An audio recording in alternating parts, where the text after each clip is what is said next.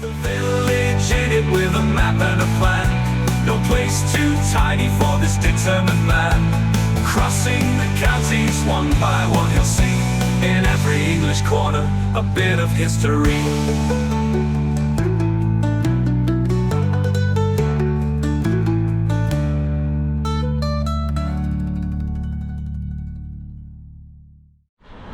Welcome back to Hambleton again, everybody. Now I'm making my way here towards a river we've not seen yet before on TVI, although we did mention it yesterday. I've just stepped onto the bridge which crosses it. This is the River Swale, and we're in the parish of Skipton on Swale.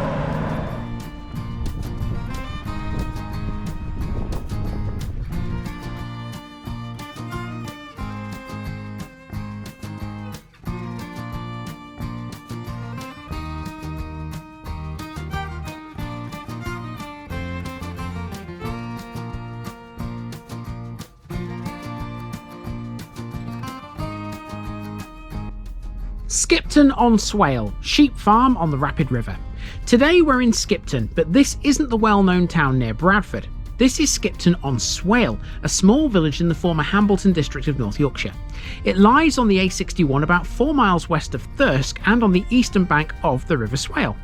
Skipton was an important place during wartime. It was from here where 5 squadrons, 1 Polish and the other 4 Canadian, were based between 1942 and 1947. They occupied the former RAF Skipton on Swale, which now has a much more mundane and civilian use. We'll be exploring that at the end of this episode primarily, but there are a few other wartime related landmarks around Skipton to see first. One of them is a memorial right in the heart of the village. And this is a village that otherwise was always very agricultural, and it still is. Even the name Skipton is related to agriculture. Skipton was mentioned in the Domesday Book as Sheep Tune, and that literally means sheep farm. At the time of the Norman invasion, the manor was owned by Bernwulf and afterwards by William of Percy. The overlordship remained with and followed that of Topcliffe, but there were grants to various families over the centuries. For example, in the 14th century, John Miniot, the man who we spoke about in nearby Carlton Miniot, bought land in this village. Its suffix is a reference to the literally rapid River Swale, which passes through the village on its way to the Ure and out to the sea via the River Ouse. Let's go and see it, and everything else. We start our walk at the western end of Skipton. This is a village that once partially belonged to John Miniot, he of Carlton Miniot just up the road. I wonder why this was never named Skipton Miniot. Who knows? In any event, the name bears reference to a river. This is the River Swale. The bridge we're stood on here is a Grade 2 listed building, designed by John Carr of York in 1781. Now the word swale literally means rapid, and as you can see, this is wasting no time, shifting itself southwards towards the Ure. The river is said to be the fastest flowing in England, and its levels have been known to rise some 10 feet in just 20 minutes. The Swale is a major tributary of the River Ure, which, as we know already, eventually becomes the Ouse and empties into the North Sea via the Humber. The river gives its name to Swale Dale, the valley through which it flows. The Swale has been a contributory factor in the history of several settlements we'll see along its length. It's provided water to aid the raising of crops and livestock, but also in the various mining activities that have occurred since Roman times and before. In fact, its source, at the confluence of Birkdale Beck and Great Sleddale Beck, is within touching distance of some lead mines on its northern bank. Before it reaches Skipton, its path is a windy, meandering one, and it passes under the A1 at Catterick Bridge before turning south. As it starts to pursue a more constant southerly flow, it's joined by the River Wiske before passing Skipton on Swale, Catton, Topcliffe and Assenby before joining the Ure. We will see this several more times on our travels.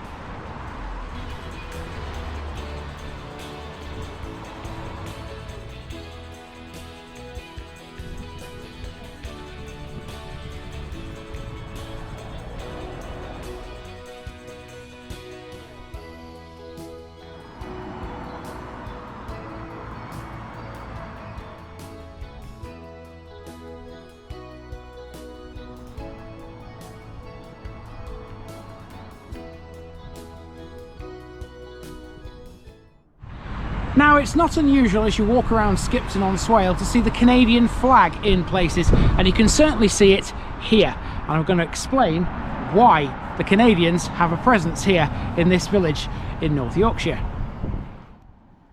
Skipton as a village isn't all that big. If it hadn't have had a role in World War II, we might not have had a lot to talk about in this one, rather like Catton to its immediate south. However, during the war, Skipton was pretty important to both the Poles and the Canadians. This here is a Canadian War memorial. It was erected in 2023, marking 80 years since the Royal Canadian Air Force's 433 Squadron was created here at RAF Skipton on Swale. It also has a plaque that memorialises those lost in a fatal crash. A returning aircraft damaged during a mission hit the roof of Skipton Hall and crashed in the village. Although 5 of the airmen survived, 2 died along with a 5-year-old local child. Up to 80 members of the Canadian Air Force attended the ceremony to unveil this memorial, along with a replica of a Halifax bomber. We'll get a look at the former RAF base at the end of this episode. This memorial also sits within the shade of a maple tree.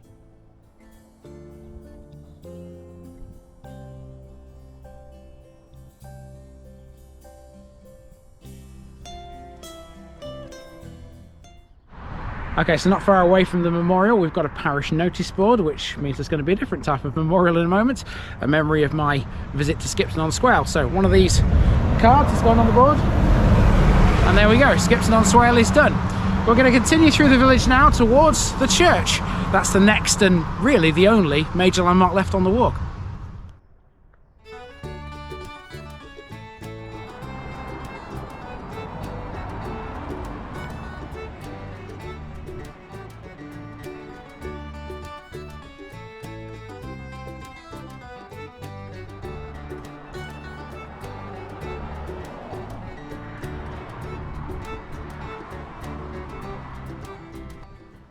Before the onset of war, Skipton was an agricultural village. It still is, and it's been that way for centuries. Several families owned the land out here. We already know a bit about John Miniot, but from 1600 the main landowners were the Clough family, who were still in possession in 1710. At some point afterwards, manorial rights seemed to cease. Whether or not Skipton had a church in those times is unclear. The current building, dedicated to St John the Evangelist, wasn't erected until 1848. This rather plain little parish church was rather cruelly dismissed in 2 lines by Nicholas Pevsner, and I can't really understand why.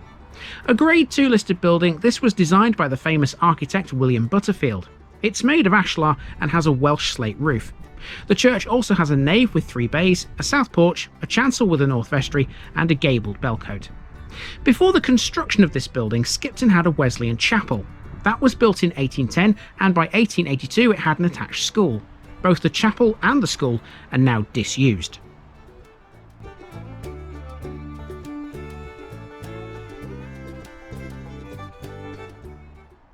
And if you stand directly outside the church, you can tell that this road that the church is on used to be the main road through Skipton on Swale, but it's been bypassed these days. If I turn the camera around, you can also see a building on the right hand side there. I'm not sure if it's that house or the one that's just after it, but one of those is the old post office as well. Skipton on Swale doesn't have a post office these days. It does though have a post box, which is now behind the camera. Now I've turned it around. And that's really it for the main walk through Skipton on Swale, but we aren't finished with this episode just yet. We're going to hop in the car now and go towards a crematorium, and then of course the old RAF base. Skipton has 2 other major landmarks. One of them is the RAF base, and we're heading there shortly. The other one, however, also has a link to the war. This is Maple Park Crematorium, a brand new facility on the edge of the village. The crematorium was named after the Royal Canadian Air Force members who died in the area during World War II.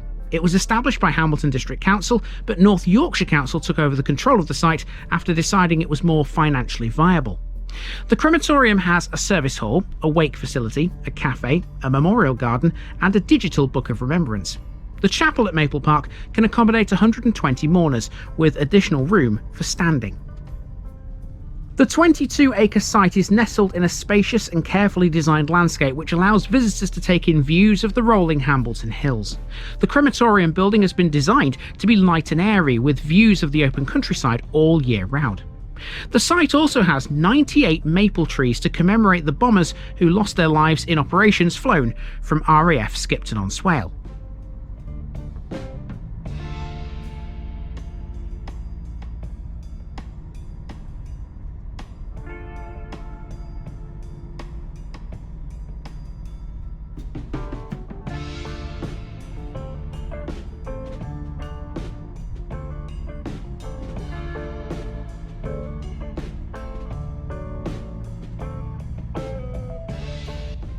And now we're on part of the airfield. RAF Skipton-on-Swale was a satellite station operated by RAF Bomber Command during World War II. It opened in 1942 before becoming fully operational in May 1943. Skipton-on-Swale first hosted the Royal Canadian Air Force's 420 Squadron, which later moved to RAF Middleton St George in October 1942. Other RCAF squadrons stationed here included 424, 432 and 433. Both of the latter flew Halifax bombers until they were replaced by Lancasters in 1945. 433 Squadron lost 38 aircraft on operations. Numbers 424 and 433 squadrons were disbanded in October 1945. After this, the airfield was closed. The station was never used again and has since reverted largely to agriculture. Today it has a few turkey and pig farms. The rest is an industrial estate. In 1984, veterans of the RCAF, including the survivors from the crash we spoke about earlier, gathered in the village for a commemoration of the wartime base. A cairn to No. 6 Group, who are also stationed here, was dedicated, and a Lancaster from the Battle of Britain Memorial Flight made a flypast. And let's not forget the Poles. While Skipton-on-Swale was mainly for the Canadians, there was one Polish bomber squadron who were also stationed here too.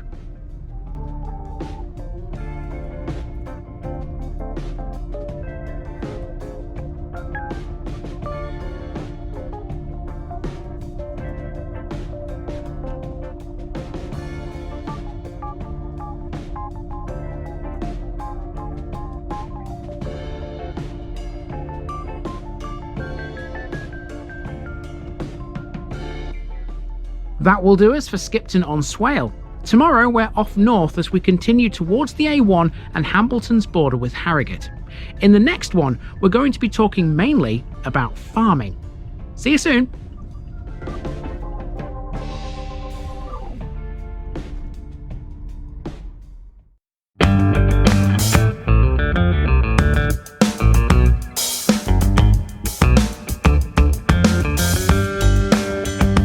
Now, just before I go, remember, this video is part of a huge project to visit every civil parish in England. That's more than 10,000. These routes are pre-planned, and due to time constraints, I can't cover every detail or walk down every street. Please don't complain if this video missed something out. I pronounce names how I choose to. I am very aware that local dialect may vary, and I don't take kindly to criticism about this. You've been warned. It's impossible to know everything too. If this video was terrible, make your own. If you're a regular watcher of The Village Idiot, you're not the only one. If you've got a small business, why not use my videos to advertise it? Leave a comment below if you're interested.